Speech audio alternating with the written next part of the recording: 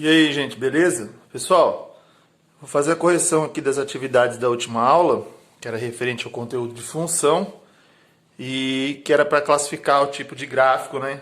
Em três tipos que nós tínhamos lá, que é crescente, decrescente e constante. Os valores aí para o eixo de x eu atribuí para vocês, já passei nos problemas, 2, 4, 6 e 8. E nós temos as funções aí, tá? Então, no primeiro caso aqui, y igual a 2x. Sendo os valores de x, nós temos 2, 4, 6 e 8.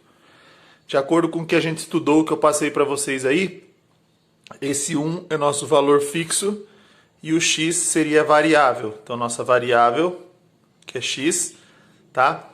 E os valores fixos, o valor fixo no caso é 1. Então, esse 1 vai estar em todos os casos aqui, mais, tá? Em todos eles também. E nós temos um 2, que multiplica cada variável que foi atribuído para o eixo de x. No primeiro caso é 2, no segundo caso é 4, no terceiro caso é 6 e no último caso aqui é 8. Então 2 vezes 2, 4, mais 1, 5. Então nós temos 5 aqui no eixo de y. 4 vezes 2, 8, mais 1, 9. 6 vezes 2, 12, mais 1, 13. 8 vezes 2, 16, mais 1, 17. Se vocês analisarem, a escala no eixo de x está de 2 em 2, a variação é de 2 para 4, do 4 para 6 e do 6 para 8, está variando de 2 em 2. E a nossa escala aqui no eixo de y vai variar do 5 para o 9, 4. Do 9 para o 13, 4. E do 13 para o 17 também 4. Então a escala aqui é de 4 em 4. Agora é só montar o gráfico. Então nós não temos valores negativos no eixo de x, muito menos valores negativos no eixo de y. Então, só fazer os 4 valores que eu forneci para vocês no problema, 2, 4, 6 e 8 no x, e os valores que nós encontramos no eixo de y, 5, 9, 13 e 17. 9, 13 e 17. E aí, é só a gente ligar esses pares ordenados aí. Quando o x era 2, nosso y é 5. Então, tá aqui. Quando o x é 4, o y é 9 também. Quando o x é 6, o nosso y vai para 13. E quando o x é 8, o valor de y é 17. Então, se vocês analisarem, tivemos uma crescente, ou seja, aumentaram os valores de y na medida que aumentei o valor de x também. Então, de acordo com a classificação, nós temos aqui uma função crescente. Por que crescente? Justamente pelo fato que eu acabei de dizer para vocês aí. Aumenta-se os valores do eixo de x e aí aumentam os valores do eixo de y, provando que o nosso gráfico aqui ele é um gráfico crescente, certo? Então, com isso aí a gente finaliza a primeira questão. Na questão B, a função fornecida ali foi y igual a menos x mais 1. Para os valores de x, nós temos os mesmos que eu passei na questão anterior, 2, 4, 6 e 8, certo? Nesse caso, meu valor fixo, quem é? Agora é o menos 1, então ele continua em todos os casos aqui como valor fixo.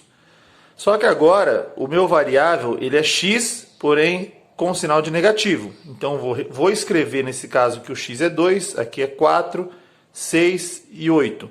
Com uma pequena diferença que nós temos o sinal de negativo na frente do x, então modifica o sinal de cada variável aqui, de acordo com o que foi estabelecido. Fazendo o cálculo, devo 2 e devo 1, devo 3. Então o total é de 3 negativo. Menos 4 com menos 1, eu vou seguir o mesmo raciocínio, então eu fico devendo 5. Menos 6 com menos 1, menos 7. Menos 8, menos 1, menos 9. Analisando bem isso aqui, eu posso mostrar para vocês, né? Ou a gente pode ver que do menos 3 a variação foi até o menos 9, então nós estivemos variando de 2 em 2, a escala caindo de 2 em 2, ou seja, diminuiu, houve um decréscimo.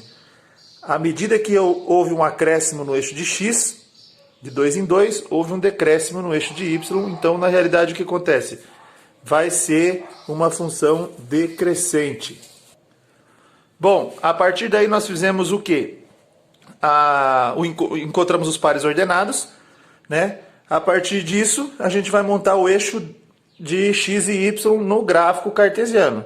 Eixo de x, como nós temos só valores negativos no eixo de y, então ele vai para baixo, certo? Então nós temos aqui 2, 4, 6 e 8 no y, menos 3, menos 5, menos 7, menos 9. Então esses são os valores encontrados. Quando aqui no eixo de x era 2, menos 3 aqui. Então, aí, 4 e menos 5. Então nós temos 4 com menos 5. Menos 6 no x, menos 7. Perdão, 6 no x e menos 7 no y. Então fica negativo aqui. 8 no x e menos 9 no eixo de y. Então a nossa função, o gráfico, vem nesse sentido. Se vocês notarem, e a gente pegar aqui o primeiro gráfico e o segundo gráfico, vejam a diferença. Aumenta o eixo de x, aumenta y. Aumenta o eixo de x, diminui y. E o gráfico é o contrário. Então, se a primeira função é crescente, logo essa função aqui é chamada de função decrescente. Por que isso? Justamente pelo que eu tinha dito para vocês. À medida que muda o valor de x, os valores de y vão diminuindo. Na crescente, mudam-se os valores de x e o valor de y aumenta. Então essa é a diferença, certo? Agora no terceiro exemplo aí da letra C. No eixo de x, nós temos os mesmos valores de 2, 4, 6 e 8. Porém, o y aqui, se vocês notarem, só possui o valor fixo. Então ele não possui valor variável. Não possui valor variável. E aí, gente, essa é a mais fácil que tem. Quando não possui valor variável, ele é uma função constante. Por que constante? Porque ele não tem variável, sempre vai ser fixo. Então, para qualquer valor que eu atribuir em x, o y vai continuar sendo o mesmo, não muda. Tá certo? Então, o gráfico, ele é o mais simples de todos. Não temos aqui negativa no eixo de y. Temos x e o y aqui. O y vai permanecer sempre 18, porque ele é constante, não é variável, certo? Então, para 2 eu tenho 18. Então, para 2 eu tenho 18. 4 com 18. 6 e 18. 8 e 18. E aí, isso mostra que o meu gráfico é constante. Então, nesse caso, a minha função também, né, o nome dela é função constante. Então, nesses três primeiros exemplos aqui que eu mostrei para vocês, é importante vocês entenderem que, né, a diferença entre um gráfico e outro, quando se trata do tipo de função. Vejam aqui, o primeiro exemplo, nós temos uma função crescente. À medida que mudam os valores de x, os meus valores de y aumentam. No segundo caso aqui, vai ser uma função decrescente. Por que isso? Porque à medida que modificam os valores de x, ou seja, mudam os valores de x, os meus valores de y vão decrescer, vão diminuir. Então, é o inverso da nossa questão anterior, o gráfico também vai ser em sentido inverso. Se quando a crescente o gráfico era nesse sentido aqui, para frente, nós temos o nosso gráfico no sentido para trás. Então, por isso que ela é uma função decrescente, tá? Também justamente por isso. E o terceiro exemplo que eu passei para vocês aqui, né? Que quando eu não possuo valor variável, somente tenho valor fixo, significa que a minha função é constante. Ou seja, o nome diz constante. Por quê? Porque ela não vai mudar. Ela sempre vai ser o quê? A mesma. Tá, gente? Então, observando aqui, eu modifiquei os valores de x, tá? Embora tenha modificado os valores de x, o que aconteceu com os valores de y? Permaneceram os mesmos, inalterados. 18, 18, 18, 18, assim por diante. E ficou da mesma forma. E aí, no gráfico, ele vai ser nesse sentido aqui.